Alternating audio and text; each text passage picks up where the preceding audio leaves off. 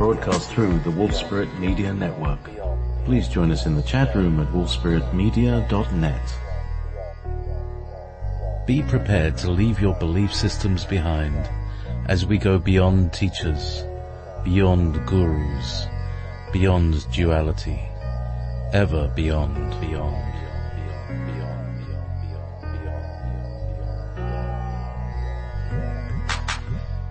Tune in with TalkStream Live, search for Ever Beyond.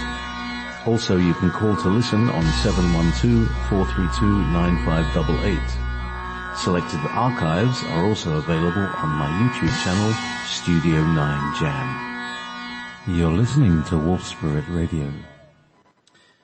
Yes, you are. Good evening. It's the 11th of February, 2018. And this is Ever Beyond on Ever Beyond Radio, broadcast through the Wolf Spirit Media Network, heard on wolfspiritradio.com, wolfspiritmedia.net, wolfspiritmedia.com. It's getting bigger. And probably, and very most likely, Studio 9 Jam on YouTube. And welcome to everybody who's listening in the present and listening in the future. Presumably because there's something in this show that will talk to you, will speak to your soul, and recognize that you're part of something bigger. And we're going to be talking about the state of things as they are. It's an exciting time. We were born for interesting times. Perhaps we're cursed. Good evening. My guests are Tolec and Adona of the Andromeda Council, and I'd like to welcome you onto the show. Good evening. Well, hello, sir. How are you doing? I'm doing great. So, hi, JP. Oh, there you are. Hi, how are you? How you doing? I'm very well, thank you. And you? Oh, I'm doing marvelous here in the Southwest. It's a beautiful day today. That's nice. We had snow, but it was still beautiful. There's a slight data delay there. So, Tolec, what's news? What's going on for you? Well, that's a pretty broad question. Are there some particular topics that you'd like to talk about in terms of what's being bantered about on the internet? Basically there's this whole movement going on with QAnon and some kind of cabal takedown by the US Marines, presumably helped by extraterrestrial forces. How about that for a start off? Yeah, that's a great place to start. I happened to be in a meeting late last night at an undisclosed place with a couple of people I can't name yet who addressed that very topic and said that the base at Guantanamo Bay is being enlarged and the holding quarters are being enlarged as well for what I guess could be accurately called political detainees in the near future for crimes against humanity.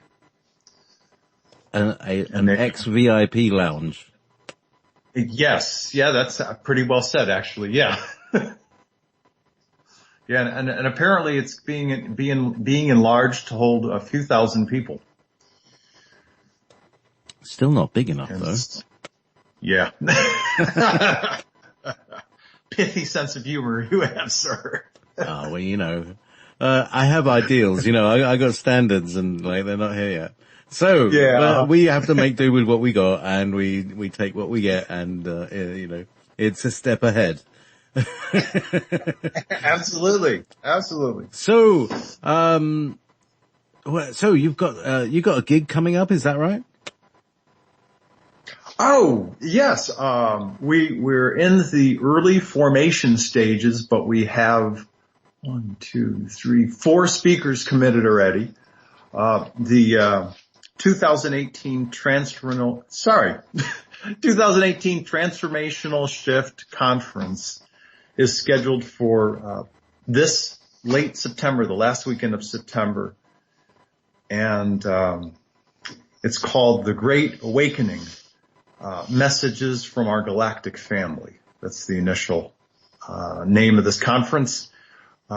Yours truly, Adona, sitting next to us, sitting next to me, has committed as one of the speakers. Michael Horn, who's the U.S. media representative for Billy Meyer, the Billy Meyer Pleiadian Plagarian case. Michael Horn is a committed speaker. Let's see who else. Tom Dongo, legendary Tom Dongo of Sedona, who's been on the Bradshaw Ranch, who's had more sightings and UFO ET contact than probably most people can count.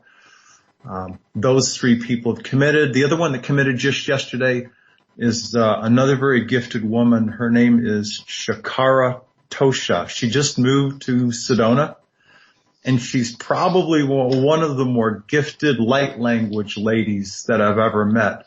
She can not only speak light language, but she's had relatively recent codes downloaded into her where she can interpret and say, well, this particular language I'm speaking is Arcturian, or this particular language I'm speaking is from the Andromeda Galaxy, or this particular language I'm speaking is from one of the many star systems in the Pleiades. It's amazing that she's been able to discern what she's saying and be able to translate as well, that's the first time for me that I've ever, that's the first time for me that I've ever heard of someone who's able to discern a particular star language and what star system it's coming from and what the messages are. So those are the four initial guests, and I'm working on another couple as well, maybe two or three. So I'm excited. It's going to be an equally exciting event as last year. I certainly hope. It was last year's event was well attended. Given the size of the venue, we almost sold out. Both places could have held 80. And I think we got 74, 75 people, not including the speakers and a couple, and a few volunteers. This year we're going to be at the Sedona Creative Life Center, which apparently is a pretty famous venue for spiritual UFO ET kind of conferences. So on Saturday and Sunday we'll be able to accommodate upwards of 200 people. And then we're going to have a special sort of up close and personal meet and greet the speaker thing on Friday night, and we'll maybe accommodate 50 or 60 people. I'm not sure that number yet, but so that's what's going on. That's exciting for, toward the latter part of this year. Adona and I may hit the road sometime this summer and speak up in Mount Shasta. That's a good, strong possibility. But so far, that's all that's on the horizon for now. Okay, cool. Yeah, well, so thanks for asking. That's thanks all right. for asking. Oh. You're very welcome. Well, I hope that the gigs go off. I do like a gig. I keep threatening to go out on the road, but I never do. It's been 3 or 4 years and I haven't. So I'm not going to say anything. Well, I'll speak up. But I'd like to. I've got the equipment, but I haven't got a vehicle and I haven't got a venue. But I got all the gear, I could broadcast it live. That wouldn't be a problem. Maybe we could coerce slightly, gently, Simon Parks, and maybe we could come out to see you in the UK. With the right kind of dollars and the right kind of backing, we could make that trip. And Adona and I have talked about it a couple times. We really want to speak in Europe. And wait until I've actually done some. Because then I know. Until I know, I don't know. You see what I mean? So I need to do like a warm-up thing, practice a test bed of like, does this idea of mine that is purely in the mental zone, does it remain there and I'm just a mental zoner, or does this thing actually work? I've got a 16. I could have like 8 speakers up on a thing, each with their own mic. I've got all the gear there. I'm a sound engineer and know how to do it all. It's just that I need more people and, I can't do a one-man show like that. That's pretty. Yeah, and I can't imagine any of the sheep that you have in northern Scotland being able to work those controls at all. Yeah, that's right. It's very hard. They haven't got opposing thumbs. Like the cats. No, you know, I could try and teach the cat to sound engineer, but, it's those thumbs. They can't grab hold of the thing. I suppose yeah. Anyway. We'll work on it. Currently preferring the warmth of the laptop. So. Yes. So, do you have some tea this afternoon? Yeah, I have my tea here. Good. In this China, teacup. Very nice one. Good. Sort of fractal type pattern on it. We do like tea here in the Wolf Spirit studio. Studio 9 it is. Well, maybe Studio 9C. It's a long story. Yes. And that's why my channel is called Studio 9 Jam, is because I originally ran this studio. And as I got the keys to it, it said on the thing, Studio 9. I thought, wow, that sounds so cool. I like the number 9 myself. And, it's really cool. Completion. Yeah. Completion number. Completion. Yeah. So Studio 9 is a nice place. So, and I've, although I haven't lived there for another 9 years ago, we had a great time, and there's a kind of legacy, of it. I had a sort of jam night and things. People used to come and, we had a fire outside and, and a couple of days ago a guy came by and said, I remember these days. They were great days. So, so that's what the Studio 9 Jam is about. It used to be a thing that I did, and now I do it like with talking with people. And, so tonight, here we are. Pleiadian, Dakota, Tegeta, yes. And many other dimensions that we probably aren't aware of yet. Well, yeah, I mean, we've had, Wendy Kennedy and Nora Herald with their, ninth dimensional Pleiadian collectives. There are the Plejarans, as you were saying. Where do the Plejarans fit in? Yeah, my understanding, the way I heard it explained many years ago, was that they were in a time-space dimension on the same area of space, but farther out than the Pleiades. We would see it. We would see it as the Pleiades, but they're farther. They're behind it. Behind it. Yeah, because it kind of extends further back, doesn't it? I mean, the Pleiades is really, what we would see as the tail of our galaxy, isn't it? The tail of our galaxy. Adona's always been, very fond of the Pleiades. Do you have any comments on, where the Pleiades is located, relevant to, the Milky Way galaxy? The way I have been taught by, Sultan, the commander, for the biosphere, Andromeda Council biosphere, is that according to the mapping that we know of, the Orion, constellation, when you see the Orion constellation, then you were able to see the Pleiades, which is beyond that. How far out? Usually Sultan doesn't usually give me the numbers because human beings can't quite grasp as to how far out in distance in terms of millions and billions and trillions of miles away.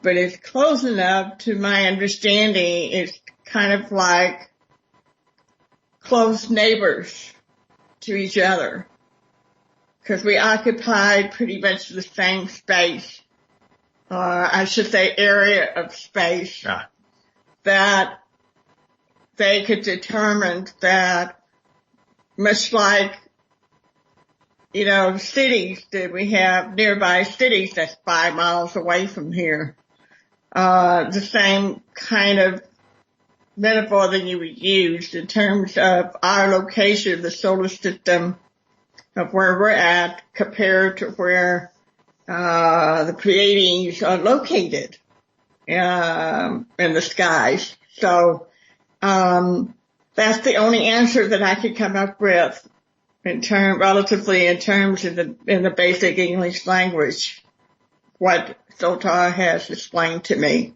often enough before. So, the only thing you could do is by astronomy. Usually I go to stellarium.org, which has the star mapping, and put in the Pleiades, and they could tell you pretty much, according to the mathematics of how far it is from where we are here. Yeah, I've got, they're around 400 light years. It's kind of averages. Some are 370, some are 410, but around 400 light years is the Pleiades. I'm looking at it right now on my screen on Stellarium. Brilliant program indeed. Oh, it's great. And or maybe 3 Stargate jumps. I don't know exactly, but, because people don't travel that kind of distance. Yeah, they don't travel that kind of distance in space with ships. They jump gate. Yeah. So here's another thing. All right. So if star systems are like cities, is there an equivalent to people living in the countryside?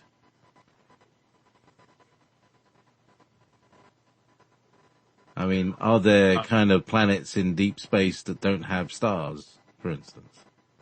Places where people are just living, maybe on the inside, having a fine little time. Oh, well, certainly the concept of biospheres is not something new.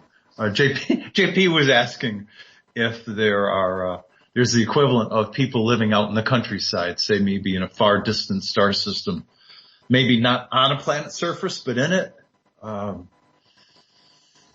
I know that topic has been kicked around regarding the subject matter of the moon recently. There are people that are talking about the fact that it's not only hollow, but it's got many levels inside, operational levels having to do with environment, having to do with cosmic human and ET hybrid lab operations, all sorts of fun things. Because as a number of people talked about, including our own astronauts, when they landed on the moon, I think it was either Cooper or it was a Buzz Aldrin. They saw ships. They saw a scout craft parked next to a crater, and they're like, "Hey, we're not alone here." And B, when they landed, they heard this kind of like dong, this resonant sound when they landed on the surface. And a solid object should not resonate that kind of sound. So the moon is like a bell. Yeah, so interestingly enough, the moon itself is a biosphere. Yeah, so here's the thing.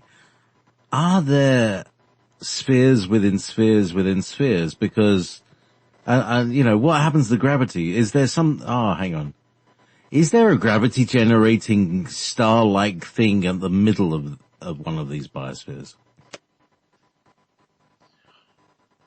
Gravity generating, like, it would have to be, and Donna's nodding her head. Yeah, I was going to say it would have to be some kind of perpetual energy system that puts out, and right now I'm speaking only intuitive, it puts out an evenly balanced pulsating energy system which creates atmosphere, environment. Of course, that kind of system can also control an artificial day and an artificial night. They do all these things. Donna, your thoughts? Well, it's not only in terms of talking about the moon. They also talk about this with Mars. They talk about this with other type of planetary environment, that the advanced technology being put into place that can help the planet and help its people to improve the quality of life of the environment surrounding the planet and within the planet itself. So I have been told by Sultan that there are several planets that we call planets, but actually are biospheres that are quite capable of having this type of advanced technology to perform its operations within the planet and surrounding the planet itself. So I'm not at all surprised at what I have seen over the years, the past 30 years of information that I have received from our star people. Earth is going to come into that too, as well as it evolves, because they are working with the internal systems of the Earth in terms of improving our quality of life.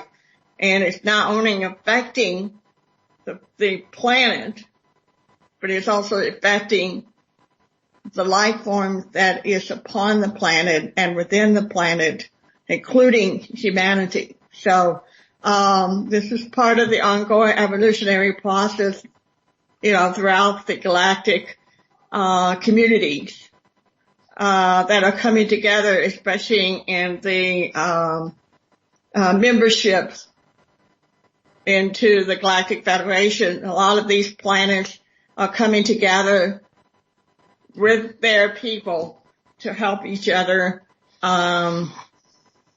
improve their quality of life, and even some of them that are new into this jumpstart their quality of life among those planets. It's such a deep detail, but that's the basic line in terms of what I'm understanding from Soltar. Cool. So, yeah, there's a lot there. There is. Where do we start? And by the way, it's tangential, but it's worth noting. There's always been this chase for gold, and whether you call it a fabricated, created desire in people in terms of a chase for wealth. It's my understanding from information that we've learned from our commander buddy and brother that gold is not just gold as a precious metal, but more importantly, its real value to ETs that travel the cosmos is that it is a fuel source that is used for various higher vibratory propulsion systems. And it also is used and it's transformed into, it's like a catalyst mineral that's transformed into becoming, into creating an atmosphere around a planetoid that can travel through space. It can create an atmosphere, and then of course what they'll do is they'll use the internal technology that they have in these, for lack of better words, large scale propulsion systems. They'll use the gold for the atmosphere, and then they'll protect the planetoid traveling through space with a force field. And that force field will keep a breathable atmosphere within the context of the perimeter, if you will, the outer perimeter of the planet.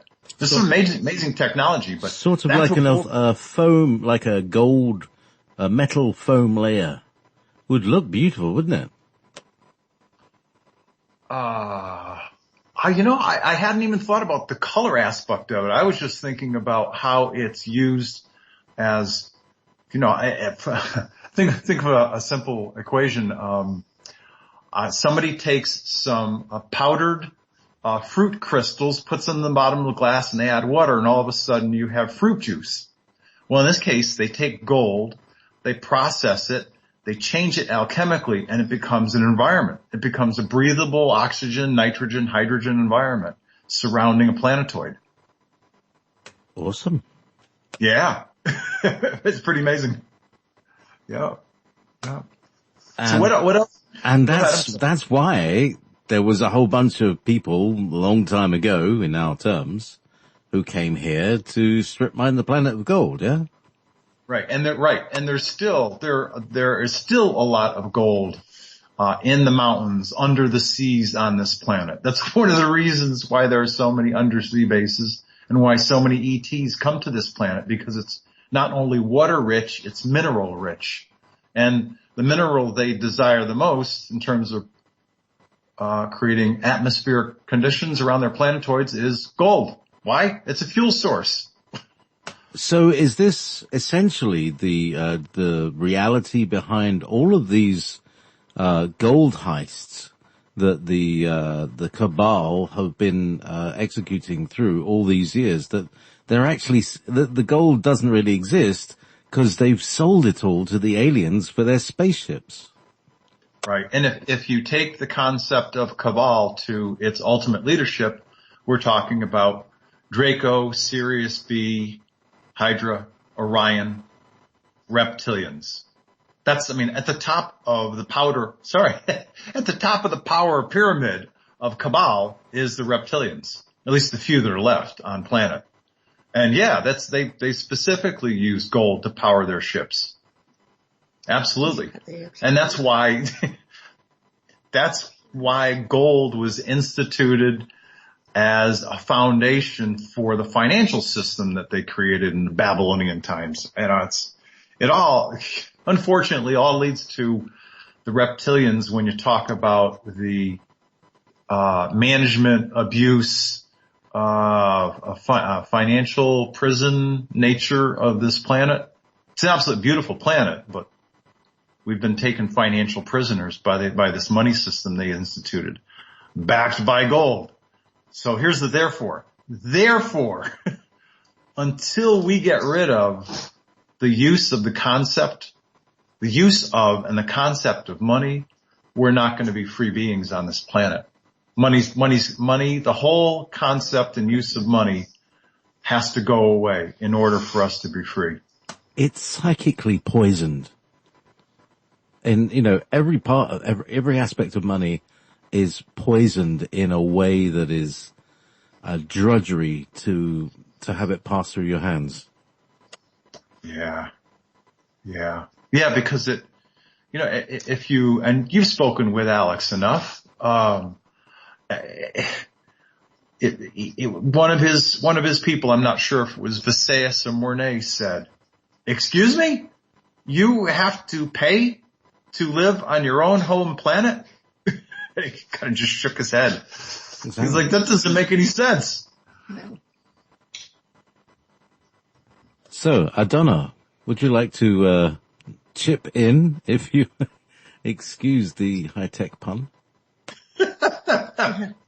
You want to chip in or chime in to these thoughts about gold and the money system and the nature of us as financial prisoners on this planet? And particularly the alternatives that have been worked out by our star brethren.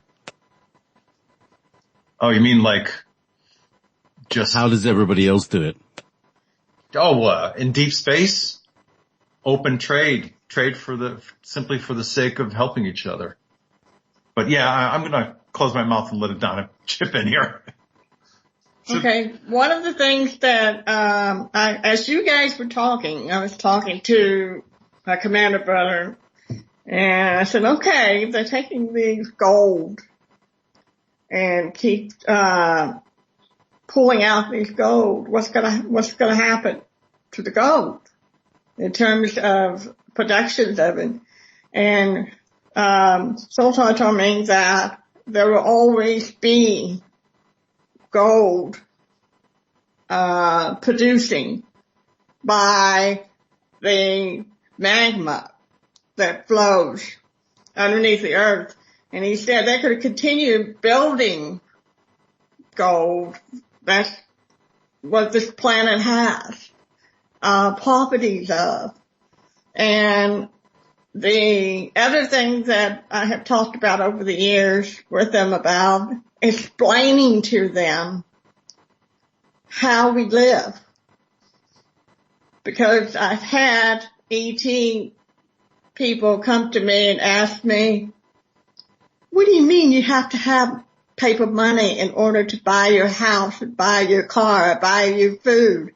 Right. You mean to tell me you have to work for a paper in order to get these things, or coins to get these things? I said, yes, that's That's how we became enslaved, because of the initial beginnings of the manufacturing gold.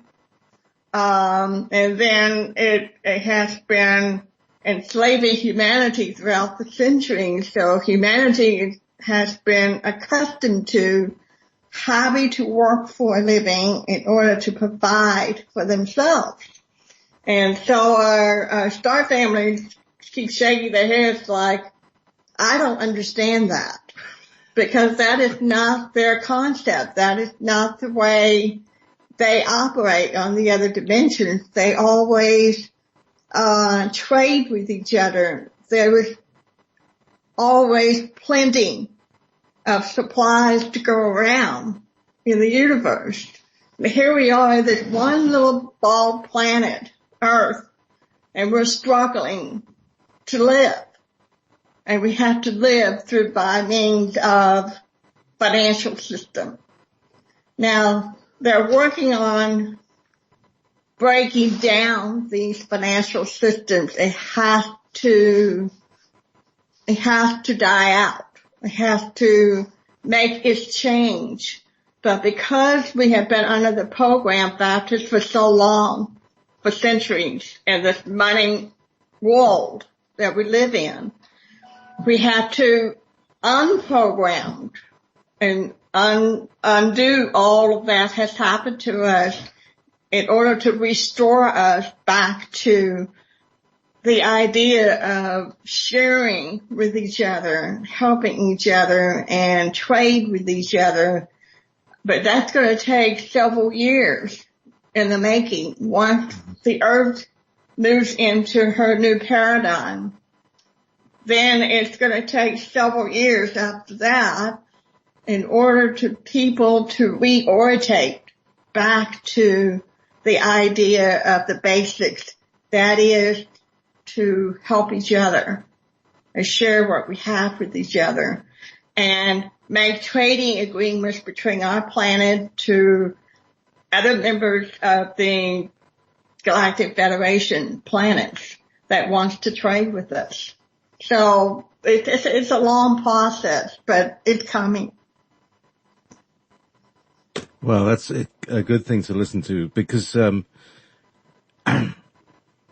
we can't go on because it's like, a whole bunch of, people trading. Yeah. There's a great big bus. It's like there's a great big bus coming that's got that's gonna need some petrol or some gasoline. And people are trading on the gasoline before the bus gets here. And it's like, I'm not really explaining this very well, but the gold is not theirs to play with, but they've been trying to make money from us somehow. I don't get it. They cheat us out of our gold in that way, yeah. Yeah, and worse than that, think about the fact that the U.S. Federal Reserve note. Now, let's take a look at those words individually from a legal perspective. So, the United States Treasury hasn't created money in years. Now, and there's only a caveat to that statement. One caveat is, according to, and you'll forgive me if I don't remember the document that stipulates this, but according to a certain governmental document, money is defined as metal coinage. So that's the first legal definition. Secondarily, of course, the United States, are we talking about the corporation or the country? Now we'll move on to the language that's printed on that piece of paper that has been used as the global trading dollar for years. This note is good for all debts, public and private. JP, do you happen to know the legal definition of note? It's frequency, isn't it? Very funny. A note by legal definition, is a piece of debt paper. An IOU. Yes. So we are using debt paper in exchange with each other to create more debt for ourselves that we pay the private agency called the Federal Reserve to print and manage money. They're basically a high level, dressed up in a pretty suit loan shark with usury fees. That's what's going on. The Federal Reserve is a loan shark dressed up in suits, and they charge us usury fees that we pay in the form of IRS taxes, which are voluntary, by the way, and that's a whole nother discussion. But every time we exchange that piece of paper, we create more debt for ourselves. Don't you like that one? And it's been selected by, of course, the certain powers up at the top to keep us in debt for years since, I don't know, 1920 something, the meeting in Jekyll Island. Before that, money was the creation of the U.S. Treasury. So at least it was a governmental agency. But now you're talking about debt paper that's been traded that puts each American person in greater debt every time he hands over one of these ugly little green things. I'm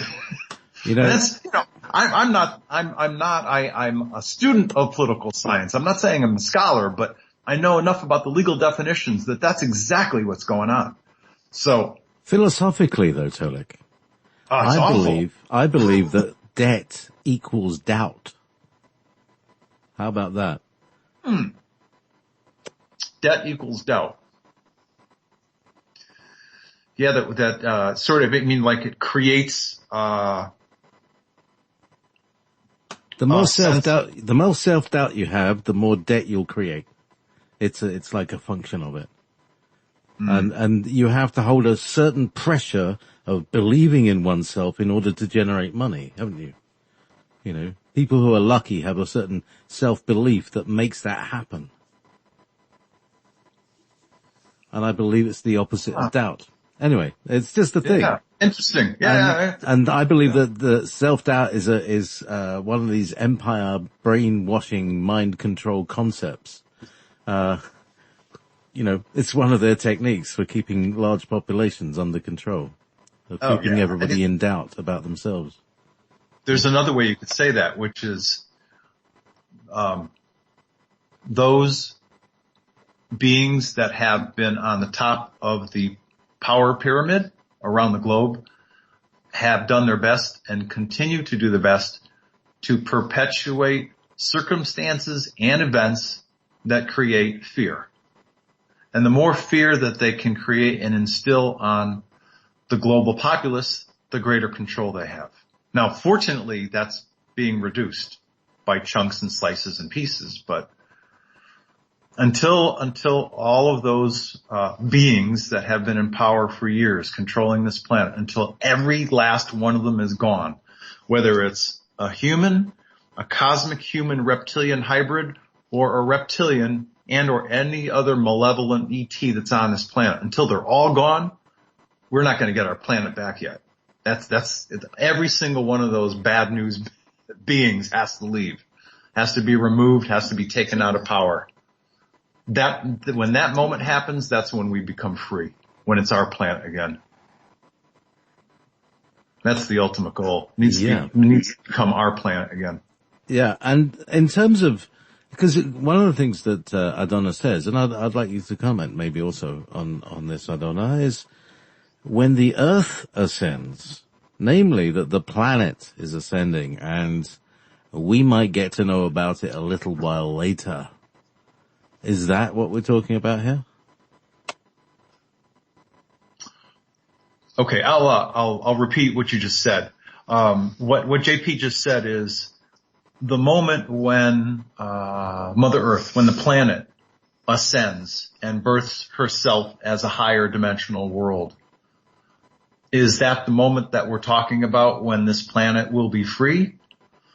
Or will we be a free planet before that happens? Ultimately, when we get rid of all of these people, all of these beings that have been controlling the planet, is there an if-then situation? Will one happen before the other? Do you have a sense for? So she's percolating. Go ahead. Sultan said that the cleanup has to be done first. Yeah. The cleanup of all the negative things have to be cleared out. Yeah. Before the actual ascension of the earth, because you can't bring in the old paradigm into the new. That's right. So they have to do the cleanup prior to the ascension.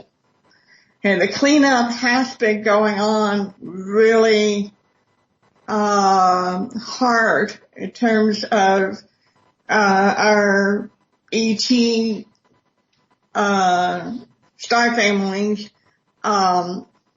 dedicating to clear out all of the negative ETs, if you will, and their factions, wherever they may be in the world. Yep. And when that takes place and everything is cleared out, that's the moment when Mother Earth shifts into her ascension process. And because then it will be a pure, clean wall. Starting over, so to speak, in a higher dimensional form way of life. Does that help answer your question, JP? I think so. It's like, the phrase escaped me a second ago. Yeah, she like finished up the business. These things have to be done before you can move on, haven't you? You got to, right. Put your affairs in order. Yeah. And you can't, at this point, to use a metaphor, changing the oil and putting new cylinders in the car is not going to happen. You have to take out the old engine. It needs a brand new engine, brand new technology, as a metaphor. Oil changing. I look forward to my gravity generated free energy seg motor vehicle. There you go. It probably won't have wheels. Well, exactly. You wouldn't need them. No. Then you wouldn't need roads. I suppose people could walk, yeah. Maybe more people will walk places. It'd be really cool to have like a teleport within walking distance that has a short distance. Or that, that any teleport can go anywhere, anywhen. Just the thing. Yeah. Yeah, walk outside. Walk outside, push a button, create your own jump gate. I think it's a great idea. Exactly. Does that happen? Again, do people, because the biosphere, here's the thing, how do people move about within the biosphere? Do they have little vehicles, little floaty things? Are there elevators? Are there monorails? What's the deal? How do people move around? I'm smiling. Donna, he's asking, how do people move around within the Andromeda Council biospheres? The hospital ships, the engineering biospheres, all of them. There are a number of transport systems, but I'll let Donna play with this one. Oh, this is going to be a fun one. Now, most people would think a biosphere, 5 miles, 10 miles wide. No, it's the size of a planet. So you think about subway systems. You think about teleportation system. Right. You think about you could go from point A to point B in a few minutes. You go from one side of the biosphere to the other side of the biosphere, you're there within a few minutes. It doesn't take hours to get there like we do by cars or by boat or by airplane. It takes us several hours to get from point A to point B. Not when you have portal system placed in, teleportation Right. and subway systems in there. It's easy to go through from one place to another in a biosphere in a short amount of time. That would have helped us when we went to Australia this year. Yeah, that would really help us. Boy, 15 hours on a plane, that's too long. You know, you're not far from one. Oh, geez. Oh, yeah, well said. Yeah. Hey, So, tell us about the portal in Tombstone.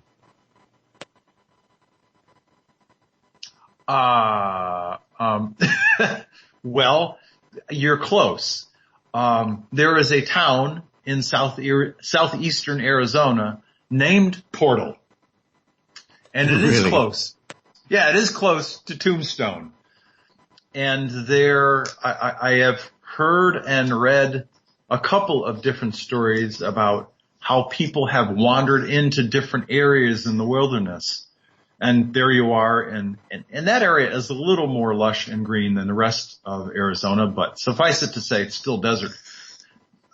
People have walked into different areas of the desert, maybe in caves, and they get a certain distance in, and they open their eyes, and all of a sudden they're looking at subtropical and tropical vegetation, sunlight inside an area that shouldn't have sunlight, palm fronds and, banana trees. There are dimensional doorways. And yes, they exist in Portal, Arizona. Portal, Arizona. I like the harp. That was good. Nice touch. That's my time machine sound. Because it can take you anywhere. It's anywhen. It's a portal in itself. So, and that's actually another topic for discussion. Yeah, when this planet becomes a higher dimensional world, the top end of 4D and 5D, people will have higher dimensional human capabilities, including self-generated teleportation. That's part of being a higher dimensional human. You go, all right, I'm in Whitby, and I want to go to Dublin. Think it, you're there. That's part of being a higher dimensional human. Self-generated teleportation, as depicted in the movie Jumper. I think, yeah. So that's just part of higher dimensional life. There used to be a TV show on in my youth back in the days. That was in the 1970s, called The Tomorrow People. In fact, I get this sound.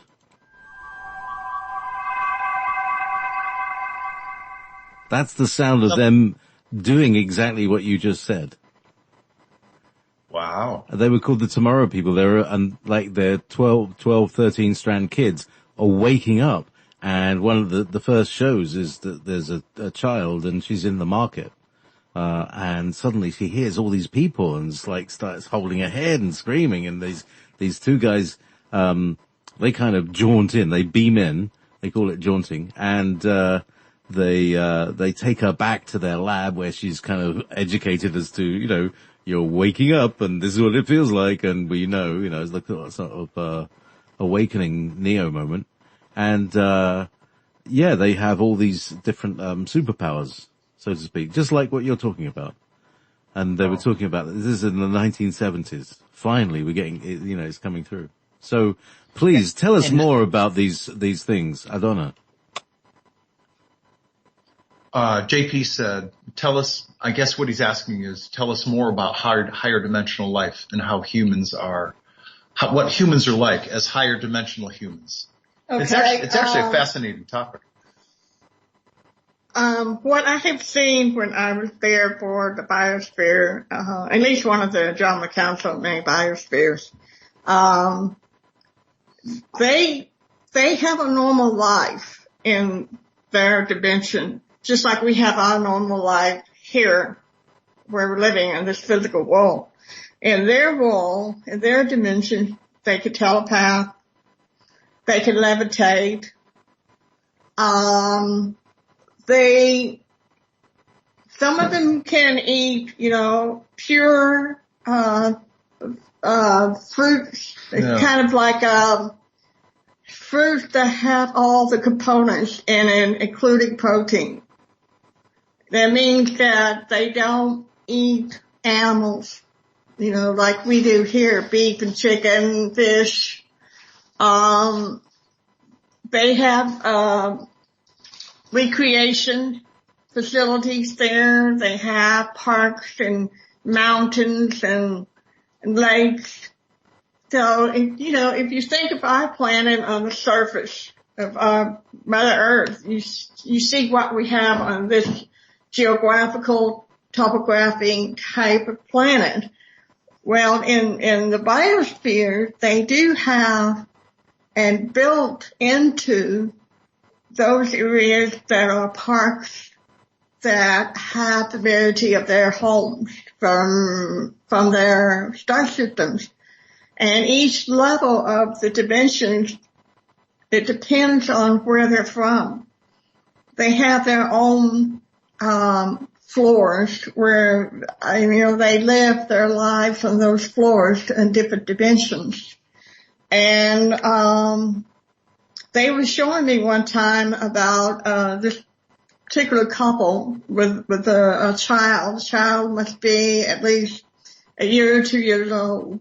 And the mother was over there washing dishes. They were just giving me an earth familiarity of what we do with our normal life here on this planet. And then she told the child to go play. And it got quiet in the kitchen. So she telepathed to the child, where are you? And she said, I'm up here, Mommy. And she looked up. He was getting ready to fly out the door, levitate out of the door, out of the room. She called her husband and said, you better grab this kid and make him stay grounded. Yeah. So he was grounded because he wanted to take off. And he said, oh no, you've got things to do here in the house. So, it's just a typical life, what they have there. And a lot of the things that are happening here right now, people that are awakening to their gifts, people that are finding tune their telepathic communications, their possibly levitation abilities. I've had stories being told to me that actual levitation did take place because they have been practicing with it over a year. And eating the right type of food that you can levitate. So, as more and more people become aware that they can develop these abilities, they're going to be way ahead of this curve. And so there's a lot of us that are awake and aware people that are ahead of the curve for a reason, so that we can turn around and help our people here to get them to be familiar with telepathy, levitation, teleportation, all of the terminologies that we're coming into, so that they can, should I say, adjust to the incoming new way of life that we're going to come into when we all ascend, or when we transform into our higher human forms on this planet. So that's what's happening. That's what's going on around the world today. I've had a lot of emails from a lot of my clients who have told me that they are beginning to be able to hear their star families and receiving symbols and receiving light languages. Light languages is coming out more and more now than I've ever have seen in all the years that I have been awakened. So, they're coming home, so to speak, to reconnect with their star families. And I'm not at all surprised that the star families are the first people that would be communicating with their Earth people here on the planet. So there's a reunion going on right now, even way before the Earth makes her ascension, a lot of the, I don't know what they call the forefront, the people in the forefront, are experiencing this now. So that they could turn around and help the other people who have yet to get there. So that's basically what's going on. That's what they're familiarizing us with, ever since I can remember as a little girl, that they were, teaching me about life, on the biospheres and, on other worlds as well. Fascinating. And, sorry, there's an echo in the background that makes it sound strange. So we'll be coming up for a break in a minute. So, do you want to cover a kind of short, topic that might have arisen for you before the break? Okay. I'm going to toss this question over to Adona. So you've been doing your star ancestry work for a year and a few months now. Since November 2016. Yep. Right. So a year and a few months, and in excess of probably just around 700 people around the globe. Between 700 to 800 people. I haven't really gone back to count through all of them, but it's getting close to that. And in 35 plus countries, maybe more. Yes. And so here's my question: out of the different people who have become star ancestry clients, how many of them would you say are self-aware, highly enlightened humans that are, keenly aware of their own star ancestry? Now, you may have confirmed details for them, but how many of them have said to you, I'm already communicating with my star family members. I'm already aware of. Are there any people that are aware of those kinds of capabilities that you're talking to? That's a good question, because only a few of my clients would tell me that. Aware with the telepathic communication with their star families, I probably would say half. Wow. Half of them? I would say half. That are already communicating at some level. So there are a few people that are in communication with their star family, but they just wanted their confirmations confirmed because, when you first get accustomed to telepathy, you're not sure whether it's your own mind that's talking to you or whether they're talking to you, because they're using their own voices, because that's what we're accustomed to. And then once we get past that, then, they will recognize if it's masculine or feminine, or, the identification of their star families. So, but I'm surprised. That's a high number. Somewhere around 350 that's plus. That's what telling me. It's about half of them, but not all of them will write in and say, I'm awake and there, in telepathic communication. But they just basically want the information confirmed. They say, yes, that's right. That's what I got. Yeah. Like our Arcturian friend, or Lyran, like our Lyran friend, JP. That's right. Or at least that's one aspect of you, sir. So they say. There's many others. That's right. There are many others. Haven't discovered yet. You multi-dimensional Brit, you. There's about one or two people that I know here in town that is aware of multiple lives at one time. Because once you get into telepathic communications and you raise that vibration in that telepathic communication and you start asking questions, okay, I feel like I'm connected to our spirits. They'll come back with the information. Well, I feel like I'm connected with Pleiadians too.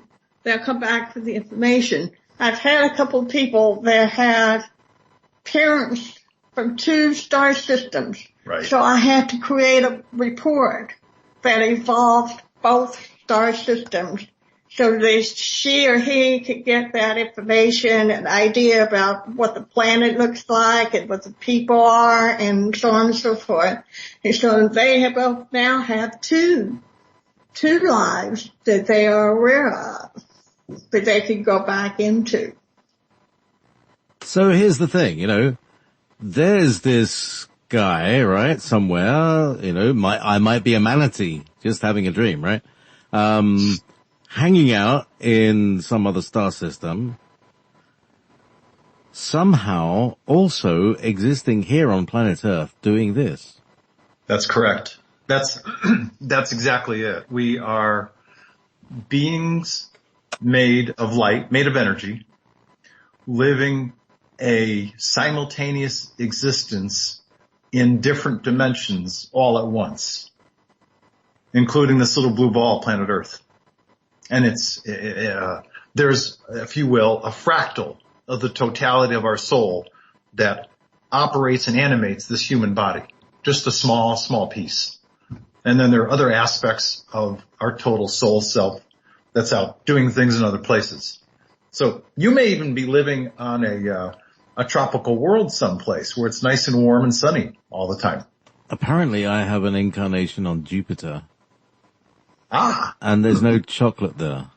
Uh-oh, that's not good. So, what I'm thinking is that if that's going to happen in the future, I'm going to start an import-export system to Jupiter to export chocolate. Yeah. Smart man. or just like, if I just thought of it, somebody else can roll with that. That's a good idea. There's a market there. Let me just say there's a market there. Yeah. Donna, go ahead. You were going to say something. There was another topic that had just came to me recently, and one of my clients had written into me, and she asked me this question. She said, have I had life in an alternative, I think she said alternative/parallel worlds. So I had to ask Sultan about that because not that many clients were asking me that type of question. And so Sultan said, yes, she has pieces of her soul that's experiencing a parallel world, but in a different timeline. So I'm saying, that's interesting. How close would that be to the life pattern that she has here on this planet?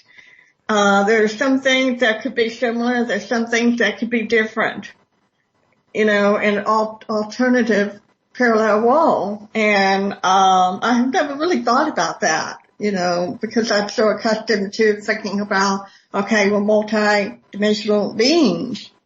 But even multi-dimensional beings have pieces of that soul that could be on other parallel worlds besides this world that we live in. I am aware that there are universes out there.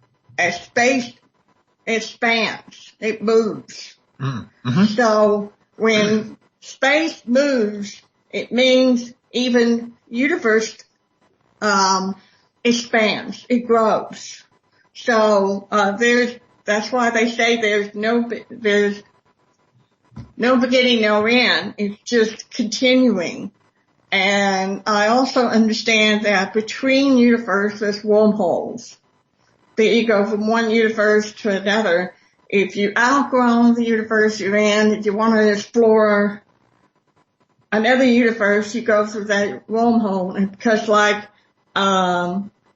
Tolec had said that, you know, we're multi-dimensional beings, energy, light, sound, frequency. We could be transported into another universe and explore that universe in a greater way. So, you know, there's room for learning experiences wherever you go. And if you get tired of learning about the universe and you want to rest, you know, you go back to the source. So that's my understanding from what Sultan has been sharing with me lately. Thank you very much. So we're at the top of the hour, and I'd like to play something by the Splinter Group, which is called Supernatural. This is Peter Green, who was the original guitarist from Fleetwood Mac.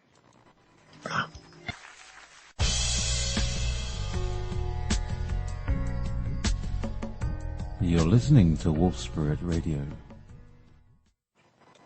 And welcome back to Ever Beyond here on Wolf Spirit Radio. It's just past midnight. It's now the 12th of February.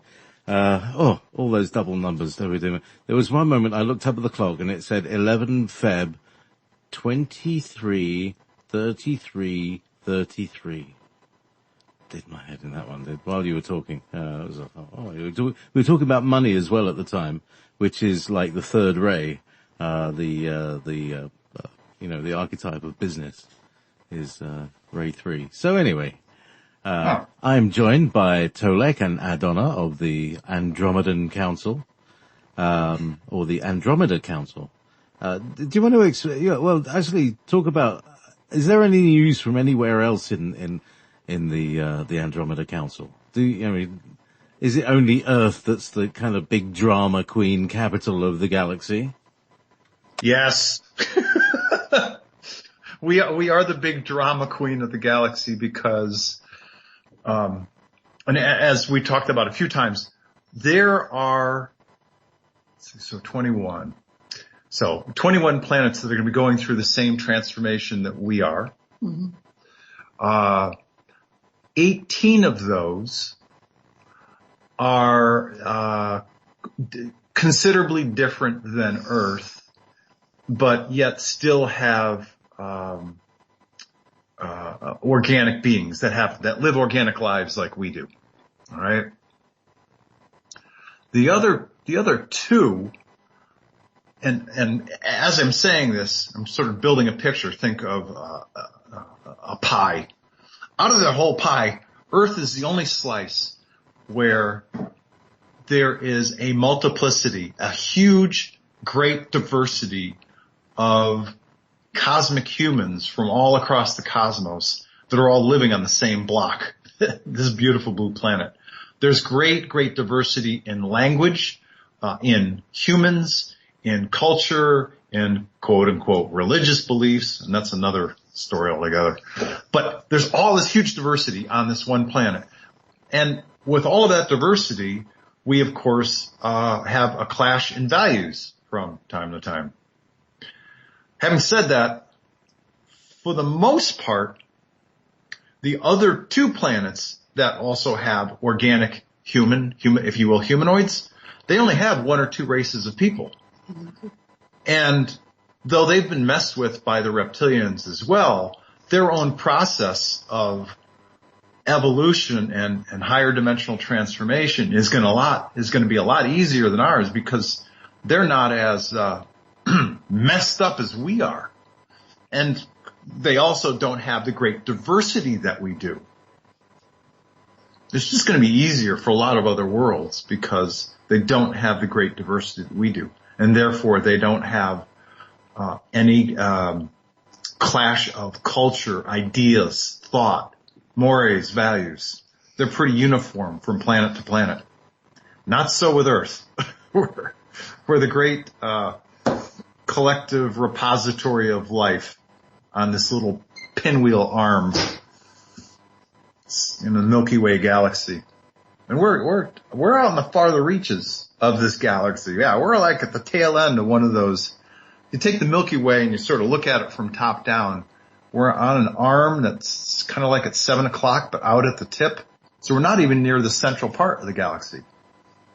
It almost sounds like we're at the outpost. Yeah, we're one of the outpost planets.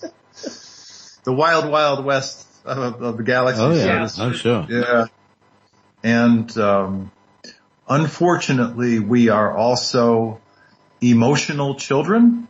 Like, I don't know, I'm speaking parenthetically, but maybe 5th or 6th graders from an emotional maturity perspective and from a literal knowledge of the spirit realms. Knowledge, we ain't that far up the hitching post either on that one.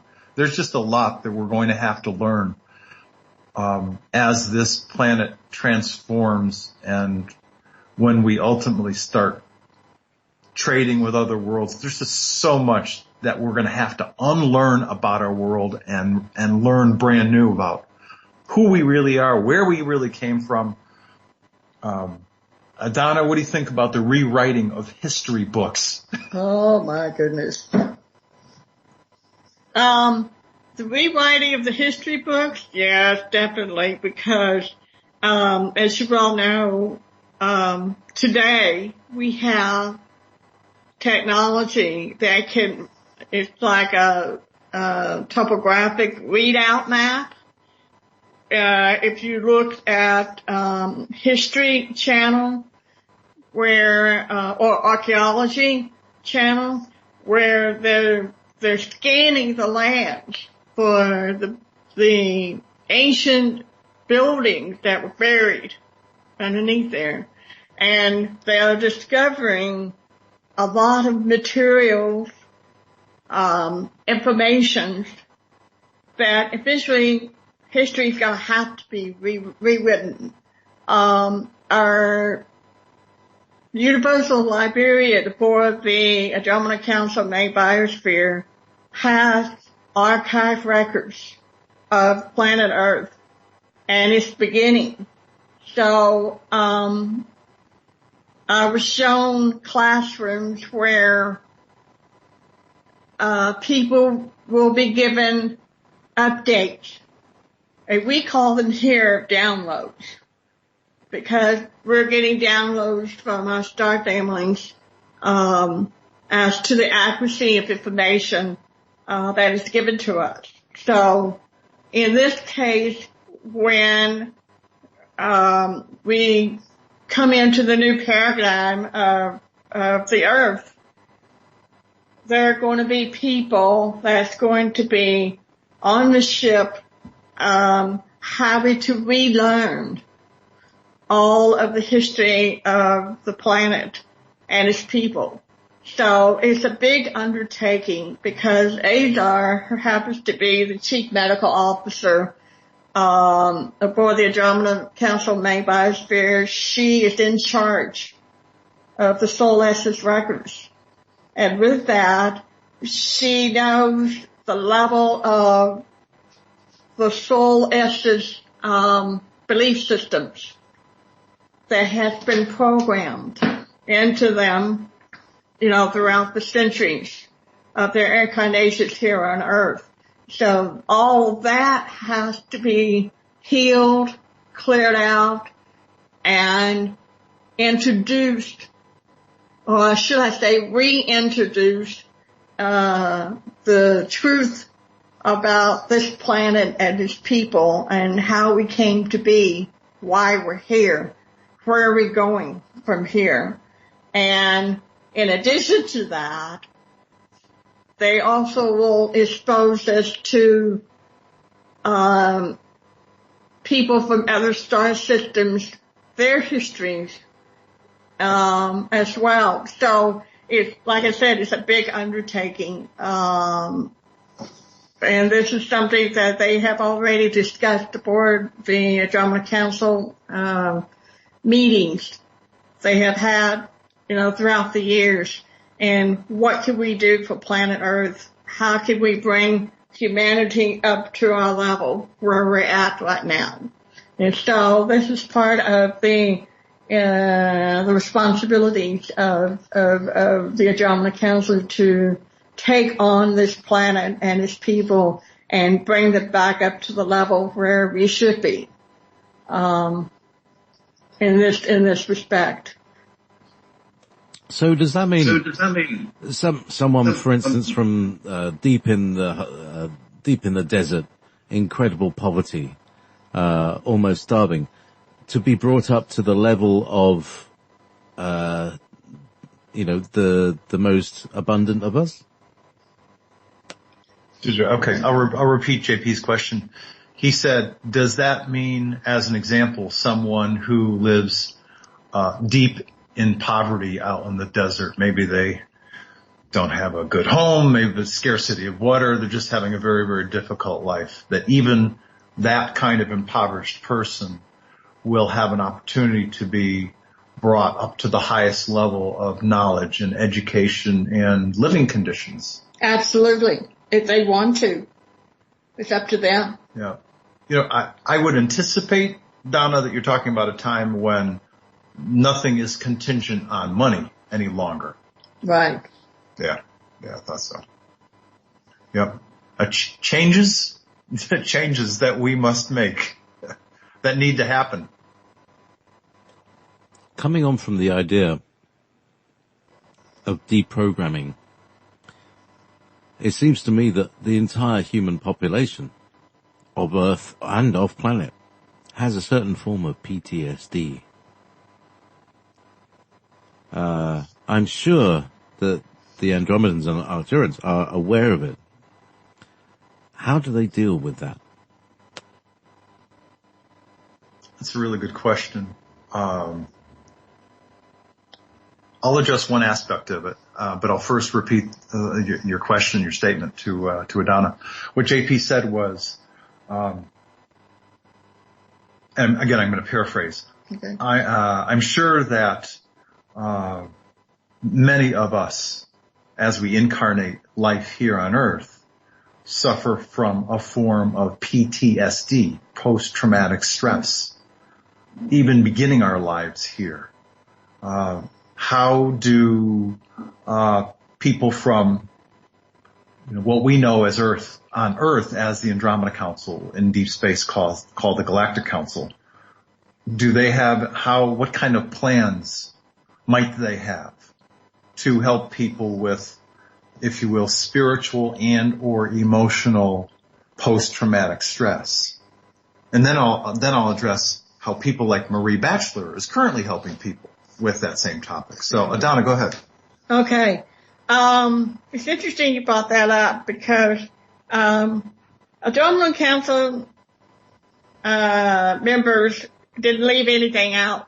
They had thought of every single thing they could think of for humanity's healing, adjustment to new life, being exposed to other star people. They have programs within the ship, especially within the hospital biospheres.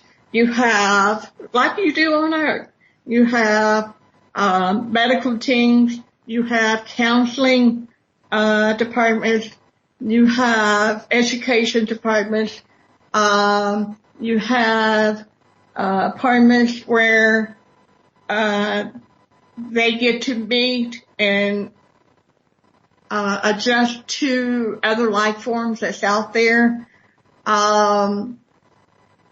This is the first thing they will do.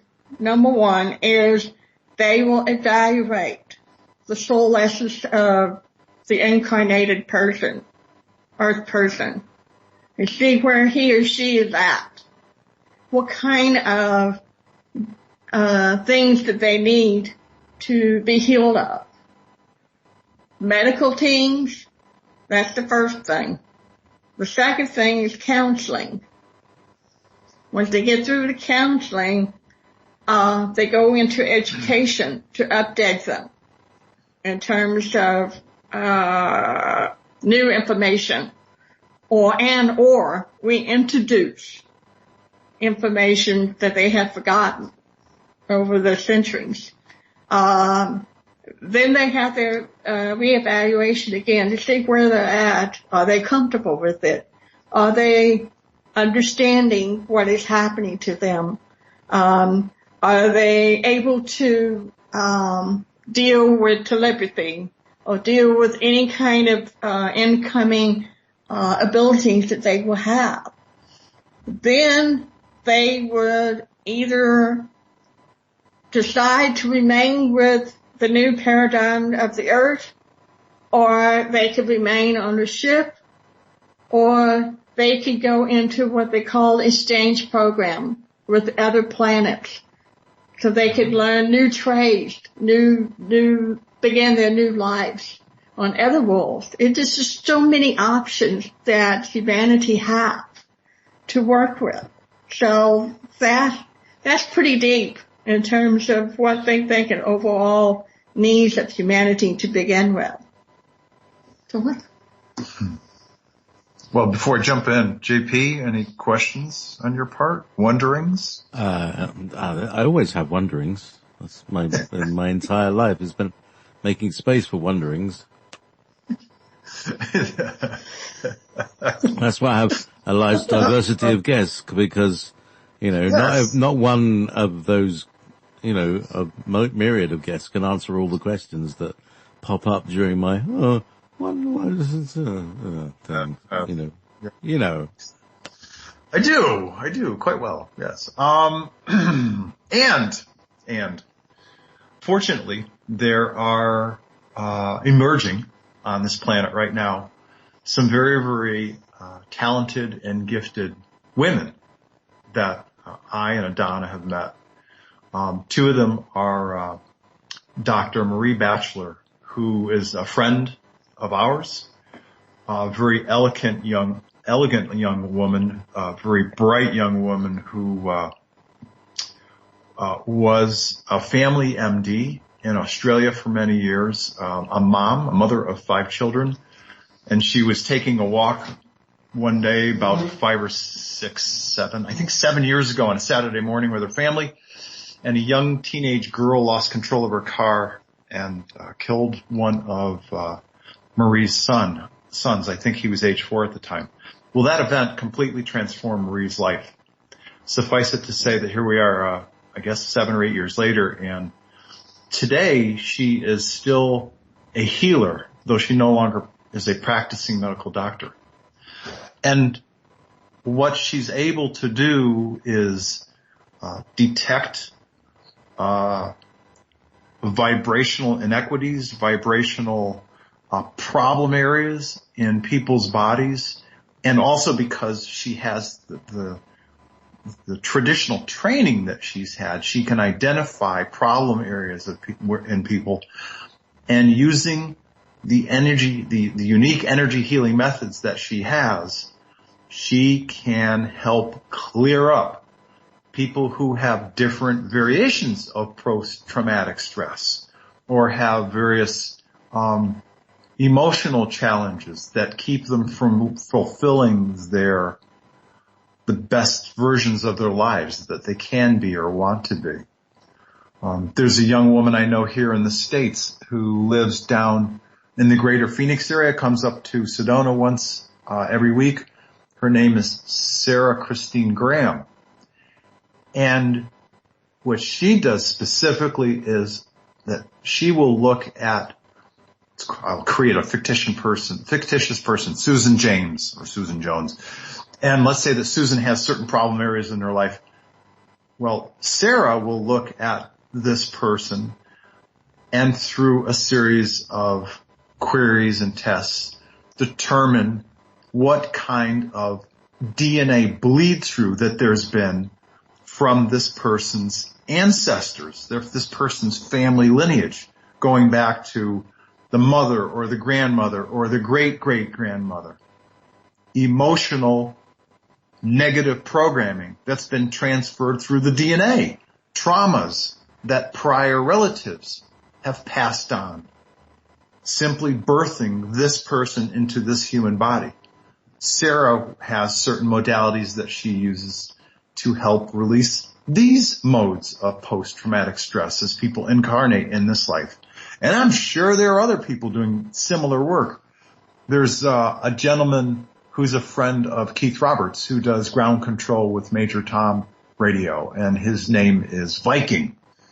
And he and I were speaking about this, and he has some pretty in-depth knowledge about this very topic. So there's all sorts of people that are emerging these days that can help people who've either incarnated on this world with post-traumatic stress and or through the course of their own lives have had enough really difficult emotional trauma that the energy from those traumas can be released as well, so that those people also can live, if you will, more emotionally free, happy, self-fulfilled lives. And everything that I've learned about this topic indicates that unless people determine that this is an issue, that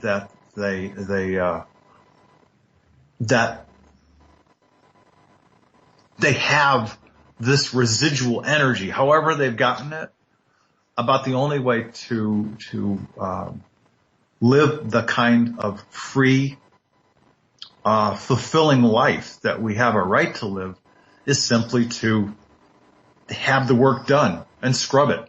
It's kind of like, scrubbing your emotional suit and making sure it's nice and shiny and clean. You can start over and live whatever kind of life you want.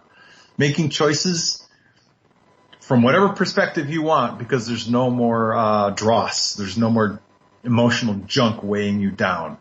And there's no more energy. There's no more, if you will, negative energy weighing you down as you try to make different decisions in your life. It's a fascinating topic. I don't claim to understand all of it, but I've watched as people have been lightened and healed to the DNA level. Lots rooms full of women crying, joys of relief, joys of happiness. It's amazing what happens. Yeah. And yeah, indeed, we're friends with Viking. He's a regular, guest, and indeed, Keith is becoming a regular producer on, Wolf Spirit. So, I'd like to welcome them all. It's great. We're getting more producers and more good. Slowly building up. It's good. Good. Not too fast, but, not too slow. It's just a good building rate. Well, it better not be too fast, because, you're certainly an intelligent man and highly capable, but you're only one dude. Yeah, well, yep. Hi. So, spread the workload, my friends. Yeah. Yeah, well, no, we have a good little team here. Vanessa's on the side of the chat room and, other groups. We got, what's that thing? We got a forum. Okay. And, we all wear togas and things and, laurel wreaths. But we have a forum, we have a chat room and Facebook pages and things like that. So, sure. So we've got a couple more people. We've got Gaz and Sean on, as, moderators, and, I have, Becky here with me, doing some graphics and generally, being amazing. So, that's all good. And as I said, it's growing slowly and, we're having fun with it. Yeah, organic growth is a nice way to do it, because then you can manage the growth better, without a doubt. Yeah, I don't want it to overwhelm anyone. Yeah. Yeah. By the way, do you have any callers or questions that are coming in that we can answer, or is this just kind of our own private conversation? Oh no, there's loads of people having a good time. Okay. Yeah, I mean, you can tune into wolfspiritradio.com/radio show, and you'll be able to come into the chat room. And Vanessa's saying we're also going to have a wolf book too, which is some sort of social media that people can hang out with and post stuff to and stuff. Sure. Like Facebook. Yeah. So, and indeed, yeah, Viking appears, he's here every Thursday on Wolf Spirit Radio.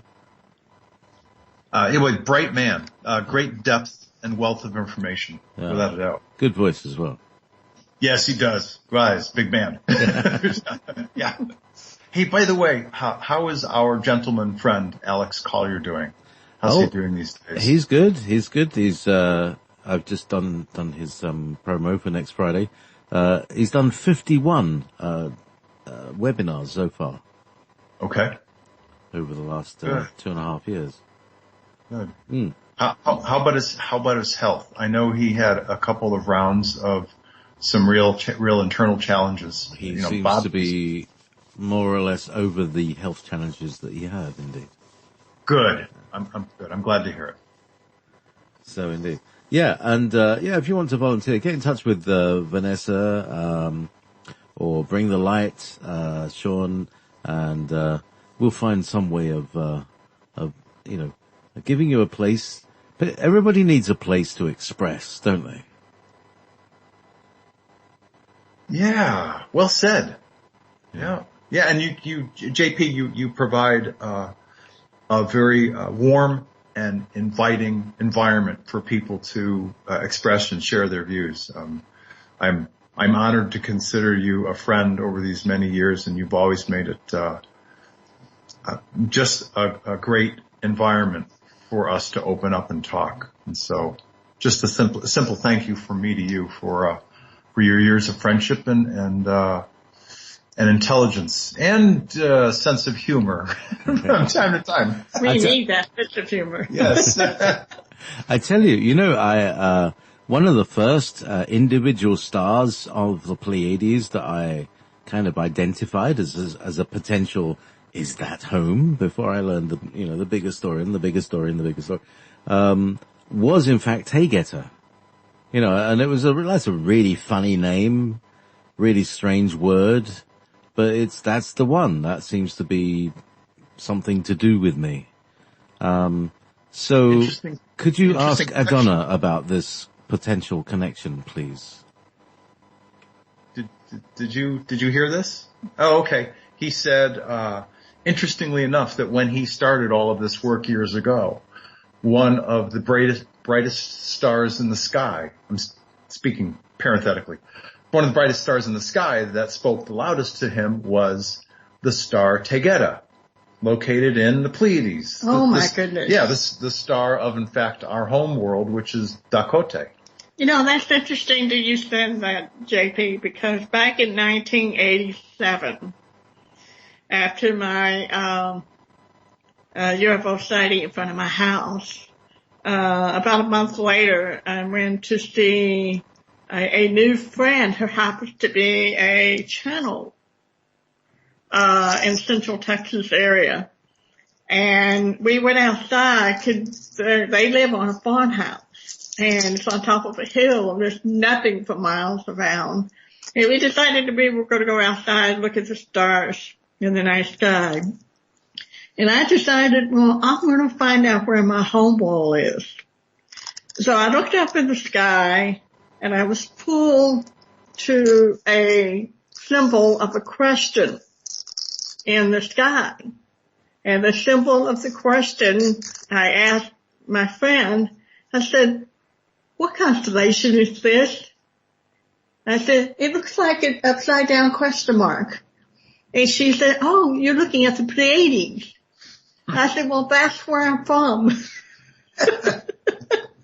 Surprise. Surprise, surprise, surprise. And how about this subject matter, this topic of Tegeta and its relevance to JP in his own life as he thrives on this little blue ball called Earth?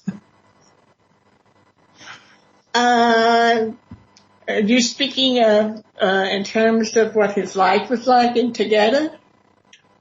Well, yeah, what is the direct relevance of this knowledge that he's always had as Tegeta being a special place to him in his life? Well, because as soon as Tolec got finished speaking, I'm hearing from Sotar, he said, well, he is from our home wall.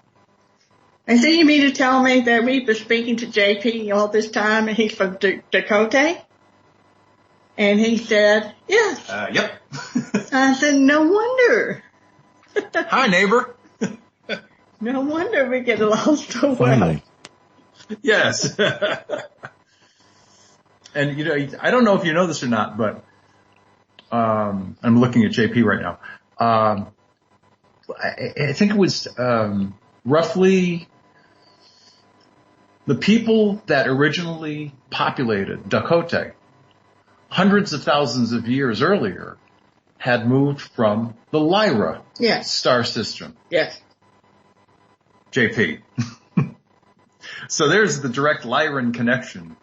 The people of Dakota are originally settlers from the Lyran star system. Yeah, well, that certainly makes sense. And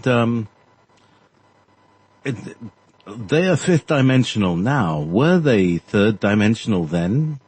What's the deal with that? Okay, I'm looking at Donna. He said, I'm gonna smirk in my face. He said, well, our people from the Tegeta star system, planet Dakota, are currently fifth dimensional. When they originally moved to Dakota from Lyra, were they three-dimensional people? Were they organic people back then? Yes.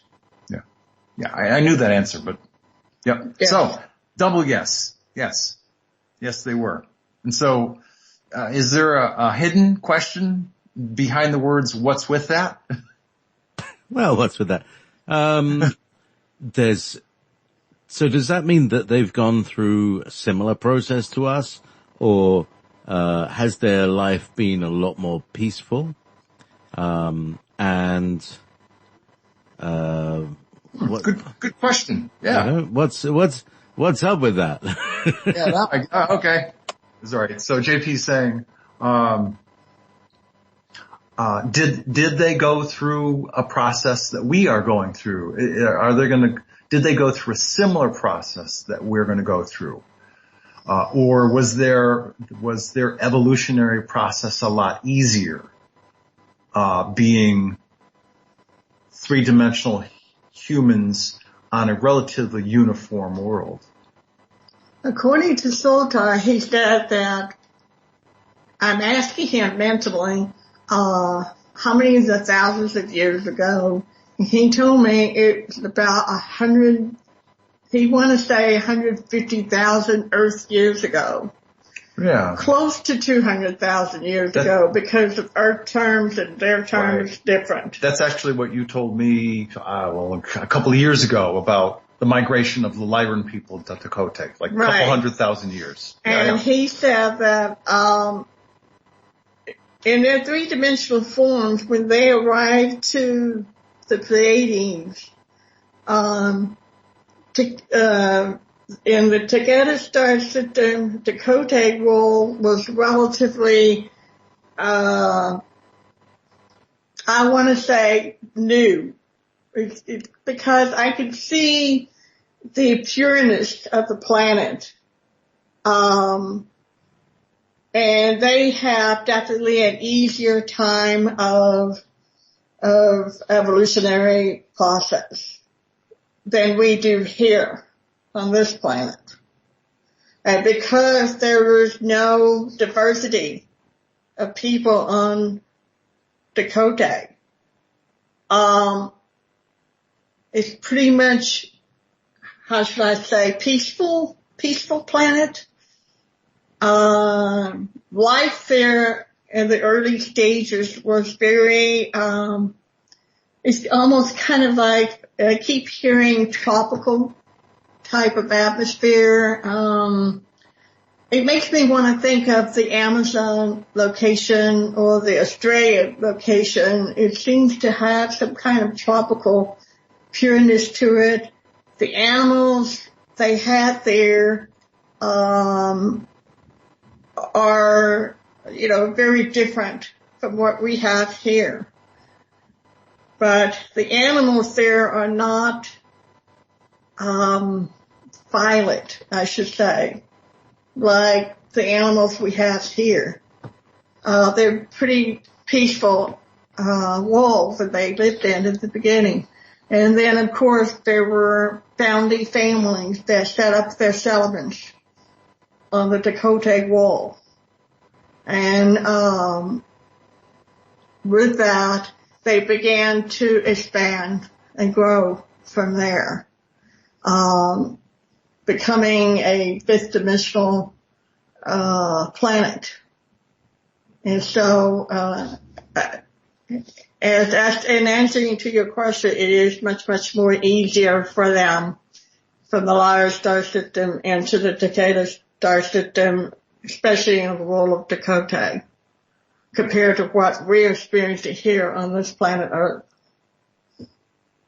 You don't know what it's like down there, do you?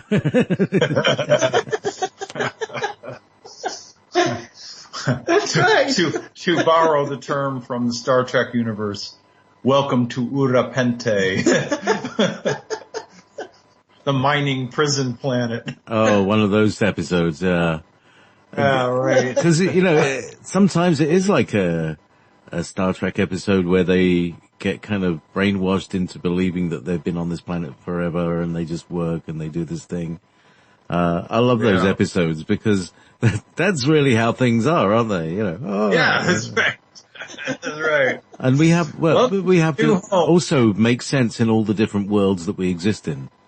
Whether it's being, I'm really looking forward to the breakdown of the worship of authority and of money and of religions and all of those things until people can finally see each other for who and what they are, as souls incarnating and instead of trying to step on somebody, you can have the chance to enable some other soul to express themselves and make the world a better place. And there you have it. Absolutely. Ba-dum. Yeah. And I know we have like 15 minutes left, but that would be a great close to the show.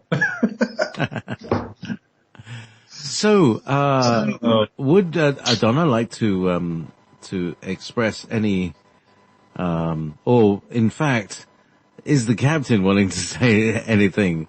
I was going to ask about the clans as well. The clans of Dakota, of Dakota, and any word that we can have on that.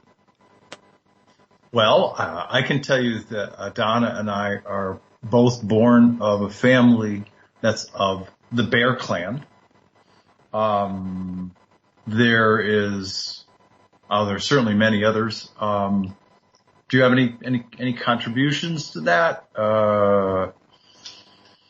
There's Eagle. Eagle is one of the clans, one of the other clans.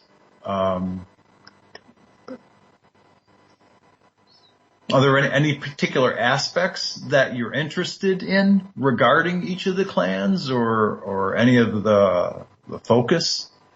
Well, how does it work? I mean, the clans, do they gather together on councils? How many members of a council do they have? That sort of, what's the socio-political structure of the way things work in other worlds? That's what I'm interested in. How do they do it? How do they, can we use their model?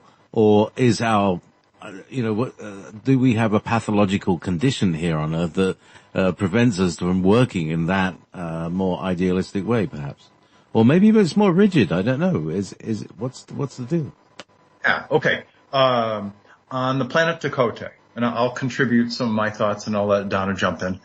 On planet Dakota, there were 5, if you will, founding families that created the total population of Dakota as it is today. And Adona and I, we happen to come from one of the 5 founding families. Interestingly enough, as do you, kind sir. Those families and some of the people who act as advisors sit on a council. And the council basically listens to its population. They don't govern per se. They just listen and they help and advise whenever somebody asks for advice. But they certainly don't have government as we know it today. It simply acts as a listening board and an advisory organization. Because essentially you don't need to take permission from it. You can just do what you want to do. Yeah, you don't need to ask permission from anybody to do something. Is that right? And it's a very mature society. People are emotionally mature adults. They're not acting out. There's no murder. There's no crime. I mean, people have been living in peace on Dakota for many, many years. So therefore, there's no heavy-handed government with laws. Adona, your thoughts? Essentially, he's right. It's very basic. You honor each other, you respect each other, integrity. There are respect to the land, We don't harm our planet. We do not harm each other. Don't harm the animals. If there is any slightness of any distractions of some kind, immediately they go into the healing rooms. They have healing rooms that will scan, their bodies. Okay, this was a little bit off. We need to put it back in place. So that's why we have such harmony on our world. As for you, JP, I was told that you come from the first founding family. So we're essentially cousins. We're essentially cousins, distant cousins to each other. It's not by accident that I could pick up the energy patterns of our, I guess, first founding family members, extended family members upon this planet. I'm not surprised at all about that fact. So, with that being said, it's relatively, very humble and harmony, and, if people want to express some concerns, we talk about it, and we, issue whatever it is that they need. It balances itself out. So, it's nothing like this world on planet Earth. Planet Earth is a mess compared to what we have on Dakota. It's very simple life. It's very easygoing life. Yeah, and of course there's technology available that pretty much will create for us whatever we need when we need it. Right. Exactly. So yeah, I see. Because you have a kind of replicator technology, so no one ever needs to steal anything because you can have whatever you want or whatever you need. So what does the replicator run on? Do you know? And who built the biospheres? The little question goes on, and then then the audience has got some questions as well. So, yeah, they all show up with 10 minutes left. Great. Yeah, they always. Yeah. Friendly race of reptilians. Where are the friendly race of reptilians from? Oh, boy, I have those notes written down somewhere deep in my folders. Yes, there's a friendly race of reptilians, and they are wise. They're highly intelligent. I wouldn't call them warm and friendly, but they're highly peaceful. And in terms of what we here on Earth call the Andromeda Council, which is what we call in deep space the Galactic Council, he sits on that board as an advisor, so that we can know what the bad news reptilians are up to and when they're up to it. So, I forget his name. I've got it written down though. Yeah, but they transport all of their race of people to triangular star system. Well, the triangle star system. That's the way I thought the Zeta Reticulans were transported. Okay, yeah, it was the Zetas. It was the Zetas that were sent over to Triangulum. Right. I don't remember which star, but they were sent over. Yeah, the original, way back, the original Zeta Reticulan race, for many reasons, came to the people of the council, and now this is of course Andromeda / Galactic Council, and they said, listen, we need a change. For many reasons, we need a change. And the people of the council said, okay, we'll take it under advisement. And they did. And there was some collaboration. And one of the three major stars of the Triangulum constellation was chosen as a new star system and homeworld for the original people from Zeta Reticuli. Of course, these are not the great-grandchildren that have been wandering the cosmos and that have coordinated with the Sirius B reptilians and the Draco reptilians. What we're now talking about are the original people from Zeta Reticuli. Good people. Good people. Good people. Yep. But getting back to your question, I think what JP was asking is, what area of space does this very friendly, vegetarian, wise reptilian ambassador come from? What area of space is he originally from? It's in my notes. I don't. It'd probably take me 3 or 4 minutes to find it.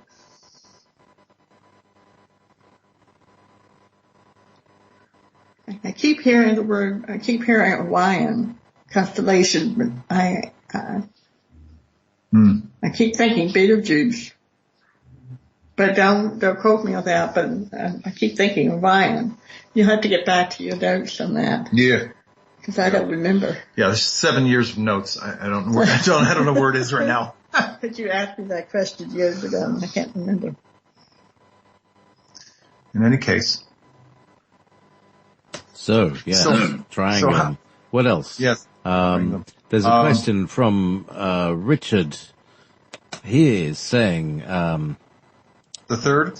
3231 actually. Okay. Richard 3231. So See, I thought that. We'll telepathy going on. Richard's the third. Something's going on, I don't know. But I don't know, it's a bit serious. When the planet Earth finally rolls over on its side, where north is west, west is south, how long would this process take? 1 hour? 2 hours? He asked. That would be ugly.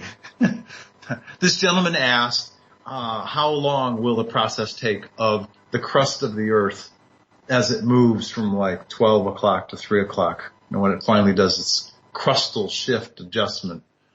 The timing to shifting it? Yeah, I know that it's a slow process. It's not going to be one of those overnight things. And it's moving. Matter of fact, it's moving right now. It's moving right now. There are a number of aboriginals, including the Inuits, up in the northern regions of northern Canada, of Alaska, that have said the stars are in the wrong place. Yeah, so the crust. I sometimes see that, I watch because I know that in the winter, like now, at a certain time of night, I will be able to observe Orion. Right? Directly below my garden. At the end of my garden, I've got a little chair, which is called the Orion seat. And you can sit there and watch Orion twinkling away and Sirius and all that stuff. So it's great. Yeah. And sometimes the moon is in the wrong place. Sometimes the moon rises in the wrong place. Yeah. Yeah. Well, it's not the moon that's moved. It's this planet that has moved. We're wobbling. Yes. Yeah, that too. Hey, can I, go ahead. Can I make a little, promotional thing? Promotion from Tolec. Yes, for anyone who has always had a visceral internal sense that they're not from this planet. They come from somewhere else out in the stars. Adona has been doing a great job for approximately a year and a few months, talking to about 700 people across the globe from 36 plus countries, and providing each person with a star ancestry report, either basic or premium. And I can tell you categorically, because she and I do a lot of work together, we talk a lot, that the feedback from these people has been amazing in terms of the accuracy of information that Donna has been able to provide. Courtesy vis-a-vis Azar, the chief medical officer of the Interdimensional Council Biosphere, because she's got all of the records of all the people that live on planet Earth, all the soul records. Yeah. So if there's anybody that wants to get a star ancestry report from Adona, they can go to her website, starancestry.com, or they can write to her at star_ancestry@hotmail.com. And I know Adona doesn't like to bang her drum, but she's really good at what she does, and she's helped a lot of people. So I just thought I'd do a little plug for her. That's all. Thank you. I'm done. There you go. So, Andromeda Council. Andromeda Council. Any news from the biosphere? And So who built the Andromedan biosphere?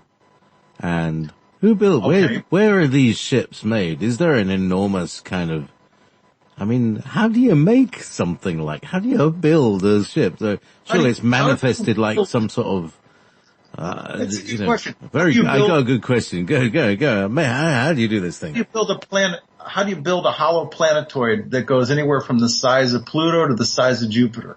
That's multidimensional on top of that. That's a really good question. Let me answer the first part of the other question, and I'll let Adona ruminate on the how do you build, who built. There are 12 Andromeda Council / Galactic Council, otherwise known as spheres. There are 12 spheres in and around this solar system. 9 of them are currently ringing the outer rim of the solar system, if you will. And think of the solar system as a large energetic bubble. Well, in fact, 9 of the biospheres are providing an electronic bubble. Rather than a fence, an electronic bubble protecting the planets of this system as it's going through its upgrade, which some people call an ascension. 3 of those remaining spheres are in and around Earth space, and there is also a second bubble of protection in and around Earth and the Sun, relative to the Sun, providing another layer of protection, because we don't need to be messed with anymore. We've been messed by reptilians and other beings that don't have our interest in mind for over the course of hundreds and thousands of years. And we need to be able to go through this upgrade process, this evolutionary process in peace. That's what the biospheres are doing in and around this star system. Adona, thoughts about where or how these biospheres were first created? Some guy with a big machine popping them out? Go ahead, I'll let her talk.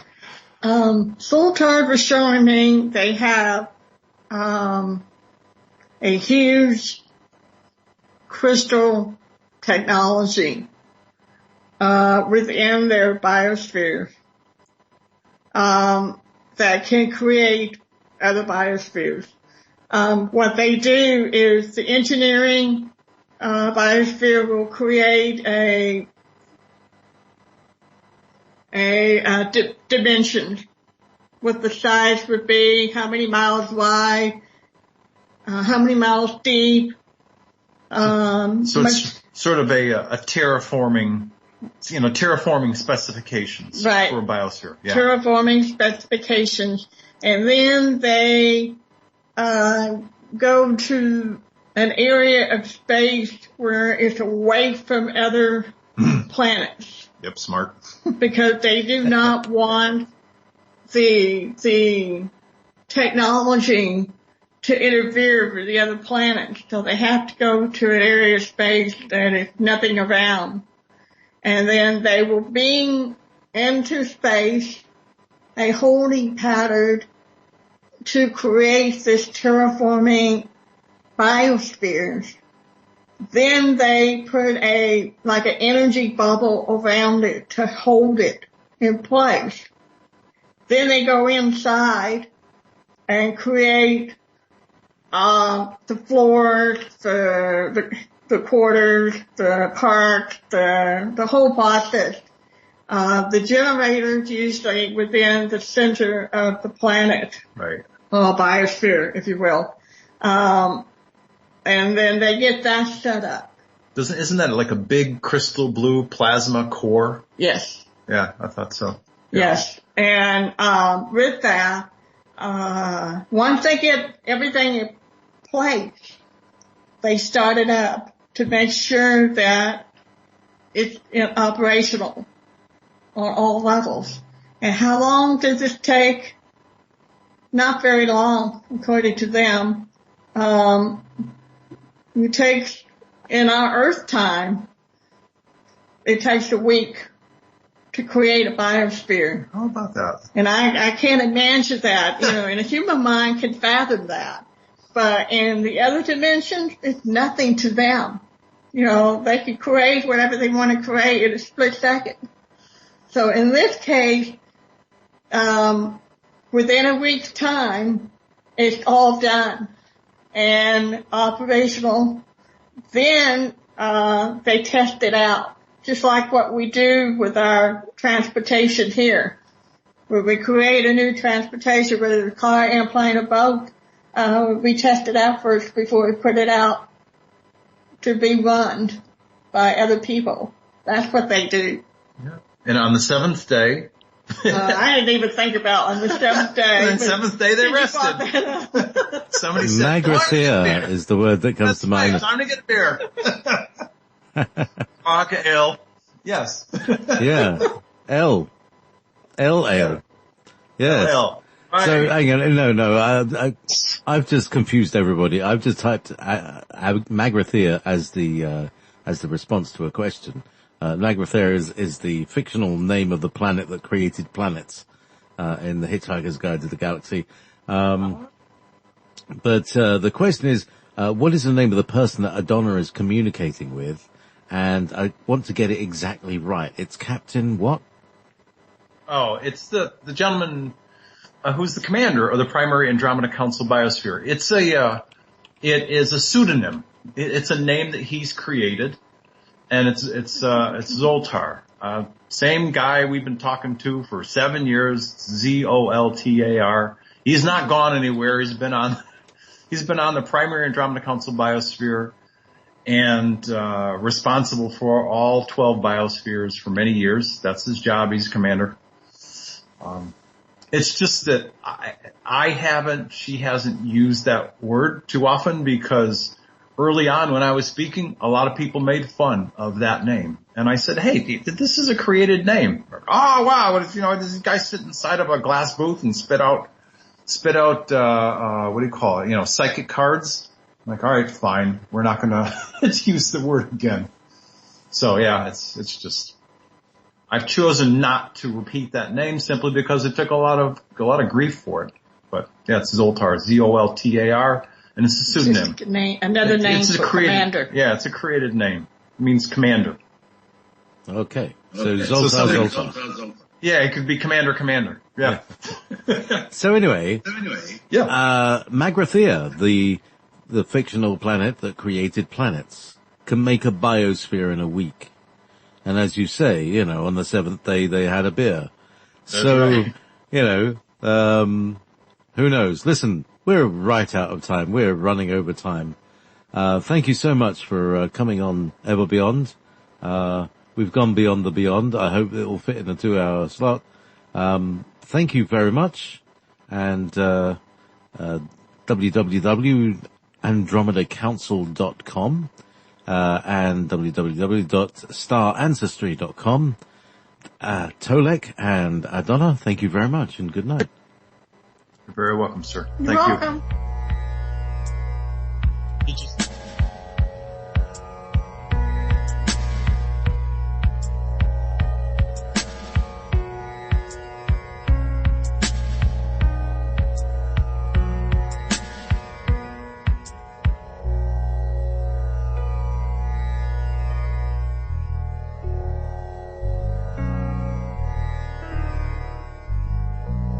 Beyond.